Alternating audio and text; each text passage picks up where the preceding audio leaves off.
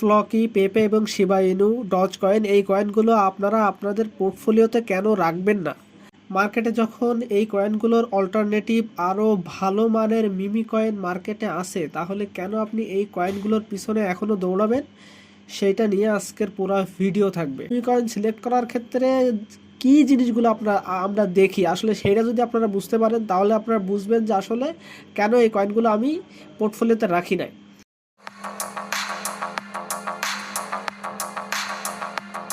তো first of all আমরা যদি দেখি, আমি গত ভিডিওতে আপনাদেরকে তিনটা মিমি কয়েন বলছিলাম। একটা হচ্ছে মিমি, দ্বিতীয় নাম্বার হচ্ছে আপনার হচ্ছে স্লের্ফ, এবং তৃতীয় নাম্বার আমি বলছিলাম যে কোয়াকিনো।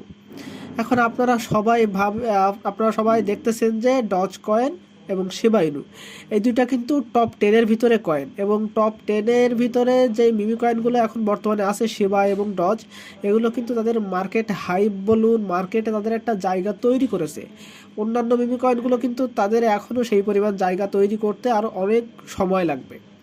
এবং আমরা মিমি কয়েন সিলেক্ট করার ক্ষেত্রে কি জিনিসগুলো আমরা দেখি, আসলে সেইটা যদি আপনারা বুঝতে পারেন তাহলে আপনারা বুঝবেন যে আসলে কেন এই কয়েনগুলো আমি পোর্টফোলিওতে রাখি নাই। ফার্স্ট অফ অল আপনারা দেখেন যে কোনো একটা মিমি কয়েনের কিন্তু কোনো থাকে না, ইউজ কেস থাকে না, ইনভেস্টর থাকে না, রিয়েল কোনো কাজ থাকে না। জাস্ট ওরা মার্কেটে আসে এবং মার্কেটে হিউজ পরিমাণ রিটার্ন দেয়, এই জন্য আমরা মিমি কয়েনের পিছনে ছুটে থাকি। বাট তার জন্য কি দরকার? সেই মিমি কয়েনের হাইপ দরকার, সেই মিমি কয়েনটা লো প্রাইজে থাকা দরকার। কারণ লো প্রাইজে না থাকলে মিমি কয়েনগুলোতে এন্ট্রি নেয় না, সেক্ষেত্রে ওই মিমি কয়েন অনেক বেশি পাম্প করে না। এখন আপনার হচ্ছে সাপোজ আপনি ডজ কয়েনের মার্কেট ক্যাপ দেখেন 23 বিলিয়ন ডলার কিন্তু মার্কেট ক্যাপ।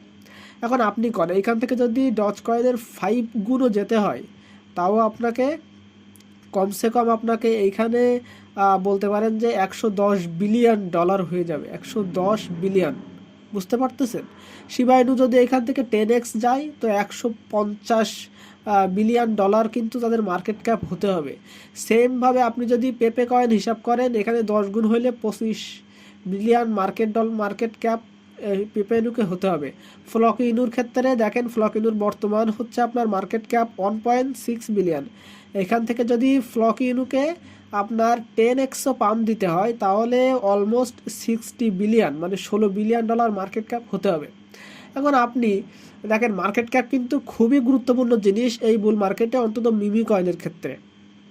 আপনি একটা জিনিস হিসাব করুন যে ফ্লকি ইনুর মার্কেট ক্যাপ 1.6 বিলিয়ন, মেমে কয়েনের মার্কেট ক্যাপ 340 মিলিয়ন ডলার।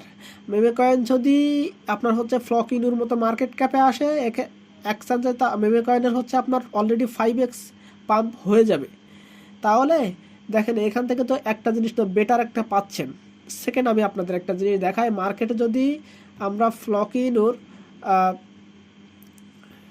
একটু কম্প্যারিজন দেখি যে মার্কেটে ফ্লকি ইনুর ফলোয়ার্স কত, হাইপ কিন্তু বোঝা যায় যে মার্কেটে ওই কয়েনটার কত হাইপ আছে। 586, মানে 5,86,000 ফলোয়ার্স আছে। আমরা যদি মিমি কয়েনের আপনার হচ্ছে টুইটার হ্যান্ডেলটা দেখি, তাহলে দেখেন সেখানে 2.1 মিলিয়ন ফলোয়ার্স আছে।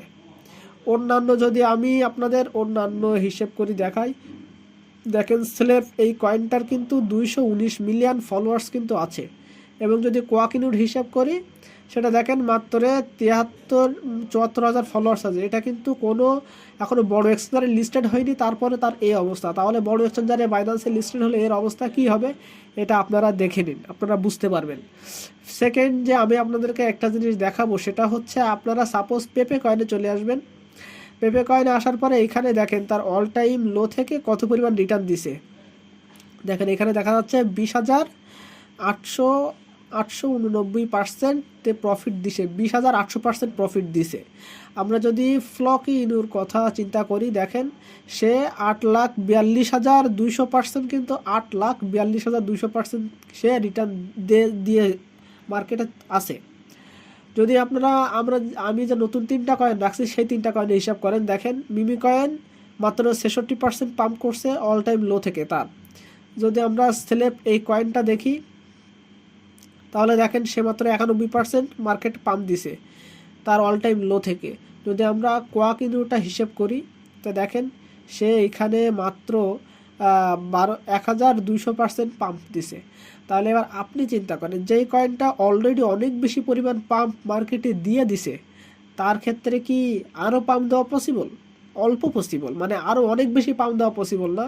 যেই যদি যদি হচ্ছে কোয়াকিনু যদি এখান থেকে আপনার কোয়াকিনু না, যদি আমি পেপে কয়েনের কথা বলি, ফ্লকিনুর কথা বলি, যদি ফ্লকিনু এই তার যে বর্তমান পজিশন থেকে যদি 10x পাম্প করে, তাহলে ফ্লকিনুর হচ্ছে দেখেন, ফ্লকিনুর মার্কেট ক্যাপ 1.6 বিলিয়ন। তাহলে ফ্লকিনু যদি এইখান থেকে 10x পাম্প করে, তাহলে মিমি কয়েন এইখান থেকে কমসে কম 50x পাম্প দিবে। তার সেই ক্ষমতা আছে, আমরা কম্পারিজন করে দেখা যায়। এবং আরেকটা জিনিস আমি আপনাদেরকে বলি, মিমি কয়েন কিন্তু বর্তমানে এই যে শিবা বলেন, ডজ বলেন, এগুলো কিন্তু কোনো রিয়েল ইউজ কেস নাই। আর আমরা আরেকটা জিনিস, মিমি কয়েনের ভিতরে আমরা ইনভেস্টমেন্ট করি কেন? কারণ মিমি কয়েনের ভিতরে ইনভেস্টমেন্ট করলে যেহেতু রিস্ক থাকে, সেহেতু হচ্ছে আপনার লাভ দেওয়ার ক্ষমতা অনেক বেশি, মানে প্রফিট দেওয়ার ক্ষমতা অনেক বেশি থাকে। অন্যান্য কয়েন যদি আপনার, অন্যান্য ওয়ার্ল্ডস কয়েন যদি আপনার 10x পাম্প দেয়, তো মিমি কয়েনের ক্ষেত্রে আপনি দেখা গেল যে 50-60x আপনি প্রফিট করলেন। সেই কারণে আপনারা মিমি কয়েনটাকে হোল্ড করেন। তো যদি এইরকম হয় যে মিমি কয়েন থেকেও আপনি 5x to 10x প্রফিট পাচ্ছেন, তাহলে মিমি কয়েন আর অল কয়েন্সের ভিতরে পার্থক্য থাকলো কি? তাহলে তো আপনি বোকার মতো কাজ করবেন। কারণ হচ্ছে অলস কয়েনের ইউজ কেস থাকে, বেশি ডাম্প যাওয়ার পরেও সে আবার রিকভারি হওয়ার তার একটা মানে প্রোগ্রেস থাকে, সে রিকভারি হওয়ার একটা পথ থাকে। বাট মিমি কয়েনের কিন্তু রিকভারি হওয়ার কোনো পথ থাকে না। তাহলে আপনি রিস্ক নিয়ে আপনি কেন সেম পরিমাণ প্রফিট করবেন মিমি কয়েন নিয়ে? যদি মিমি কয়েনও আপনি 5x প্রফিট করেন আর অল্ট কয়েনও যদি 5x প্রফিট করেন, তাহলে তো আপনার মিমি কয়েন আপনার হচ্ছে হোল্ড করার দরকার নেই। আপনি অলস কয়েন হোল্ড করেন, সেম প্রফিট পাচ্ছেন, রিস্ক কম। আপনি রিস্ক নিয়ে কেন মিমি কয়েনে ইনভেস্টমেন্ট করবেন?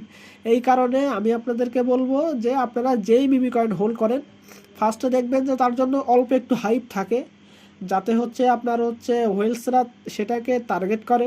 এবং দেখবেন যে এই যে আপনার হচ্ছে মিমি কয়েনগুলো দেখেন যে 1 বিলিয়নের ভিতরে, বা বলতে পারেন যে 500 মিলিয়নের ভিতরে, আরও ভালো হয় যদি 200-300 মিলিয়নের ভিতরে যদি মার্কেট ক্যাপ থাকে, তাহলে সেই কয়েনগুলো প্রফিট দেওয়ার ক্ষমতা বেশি থাকবে।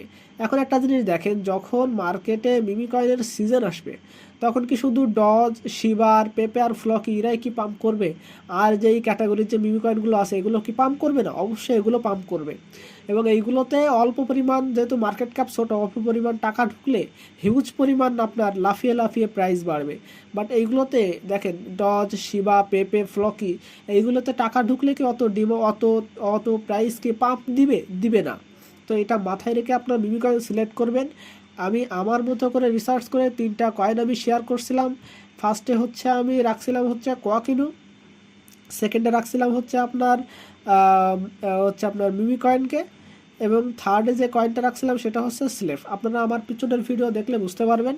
তো আমি যেই কারণে আমি প্রত্যেকটা ভিডিওতে আপনাদেরকে বলি যে আমি কোন কারণে কোন কয়েনগুলো সিলেক্ট করছি, সেই কারণটা আমি আপনাদেরকে বলে দিই, যাতে আপনারা বুঝতে পারেন যে হ্যাঁ, এই কারণে এই কয়েনটা আপনার পোর্টফোলিওতে রাখবেন কি রাখবেন না।